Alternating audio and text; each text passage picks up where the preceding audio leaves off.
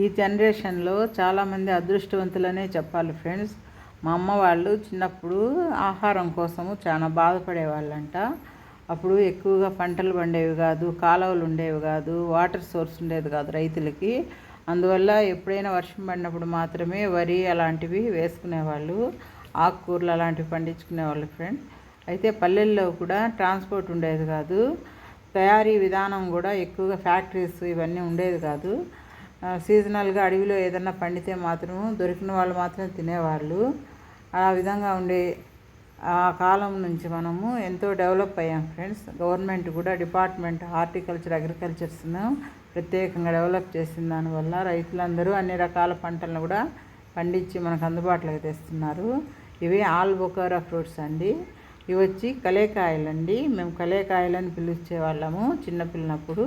వీటిని ఉప్పు అద్దుకొని కారం అద్దుకొని తింటే బాగుంటాయి.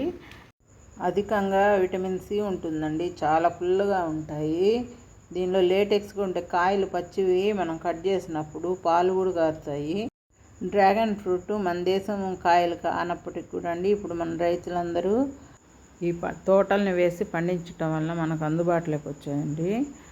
ఇది ఆల్బొకారా కాయ అండి. లోపల చూడండి గుజ్జు ఎంత బాగుందో, చాలా తీయగా ఉంది. తిన్న తర్వాత విత్తనం అండి, ఇది చాలా గట్టిగా ఉంటుంది. నేనైతే దీన్ని ట్రై చేస్తాను జర్మినేషను మొలకెత్తిచ్చేదానికి. తర్వాత అండి ఆకుకూరలు కూడా, కూరగాయలు కూడా తీసుకొని వచ్చాను ఫ్రెండ్స్. మనం ఈ విధంగా తింటూ ఉంటే మనకు ఆరోగ్యము, జబ్బులు ఉండవు ఫ్రెండ్స్. అయితే ముఖ్యంగా మనము ఎక్కువ కూరగాయలు, ఆకుకూరలు, పండ్లు తినాలి. రైస్ అనేది పూర్తిగా తగ్గించండి ఫ్రెండ్స్. ప్రతి ఒక్కరూ రిక్వెస్ట్ చేస్తున్నాను.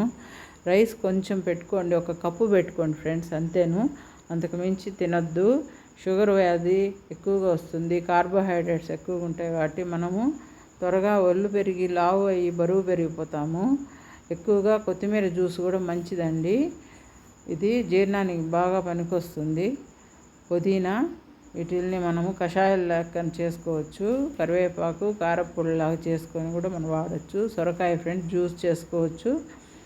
మునక్కాయలండి, వీటిల్ని మనము సాంబార్లో వాడుకోవచ్చు. ఈ విధంగా మనము చిక్కుడుకాయలు కూడా తీసుకుని వచ్చాను. ఈ విధంగా ఫ్రూట్స్ అండ్ వెజిటబుల్స్ ఎక్కువగా మనం ఆహారంలో ఉండేటట్టుగా గ్రేప్స్ జ్యూస్ చేసుకోవచ్చు ఫ్రెండ్స్. మనము ఈ విధంగా ఎక్కువగా ఆహారం అనేది మనం మార్పు చేసుకోవాలి. డాక్టర్ల దగ్గరికి వెళ్ళాల్సిన పని ఉండదు. ఇది స్టార్ ఫ్రూట్. ఒక కాయ పాడైపోయింటే తీసుకొచ్చాను వాళ్ళని అడిగి. దీనిలో విత్తనాలు ఫ్రెండ్స్ చూడండి ఎలా వస్తున్నాయో, ఒకే కాయ. వీటిని మనం జాగ్రత్తగా కానీ మొలకెత్తించుకోగలిగితే మనము స్టార్ ఫ్రూట్ చెట్లని వీటి ద్వారానే మనం పెంచుకోవచ్చు. మొక్కలు దొరకవు అనుకునే వాళ్ళు బాగా పండిన కాయల్ని తీసుకొచ్చుకొని, ఇదైతే కొంచెం డ్యామేజ్ అయిందండి అందుకని అడిగితే ఇచ్చారు వాళ్ళు. దీనిలో 3 విత్తనాలు వచ్చాయి ఫ్రెండ్స్. విత్తనాలను కూడా చూస్తున్నారు కదా ఎట్లా ఉన్నాయంటే, మనము నిమ్మకాయలో గింజలు వస్తాయి కదా ఆ విధంగా కొంచెం పలుచగా ఉన్నాయి. 3 గింజలు వచ్చాయి. నేనైతే ఎప్పుడు గింజల్ని మాత్రం సేకరిస్తూ ఉంటాను. ఏ ఫ్రూట్స్ అయినా కూడా వాటి గింజల్ని సేకరించి వాటిని మొలకెత్తిచ్చేదానికి నా సొంతంగా నేను ఇంట్లో ట్రై చేస్తూ ఉంటాను. నేను ఇంతకుముందు కూడా ఒక వీడియో చేశాను ఫ్రెండ్స్. ఉసిరికాయ వెరైటీలో పొడవు ఉసిరి, నేను వాటి గింజల్ని కూడా తీసి నారు వేశాను. దాదాపు 5-6 మొక్కలు వచ్చాయి. వాటిని కూడా మీకు చూపిస్తాను, చూస్తారు నెక్స్ట్ వీడియోలో చూపిస్తాను. ఈ విధంగా ఎవరైనా కూడా స్టార్ ఫ్రూట్ చెట్టు దొరకనప్పుడు ఇలా కాయలు కొనుక్కొని వచ్చి కొంచెం బాగా మాగిన కాయలు, పండుబారిన కాయలు తెచ్చుకొని మనము విత్తనాలు తీసుకొని కూడా మనం ఇంట్లోనే భద్రంగా వీటిని పెంచగలిగితే తప్పకుండా మన చెట్లు తయారవుతాయి. Thank you friends.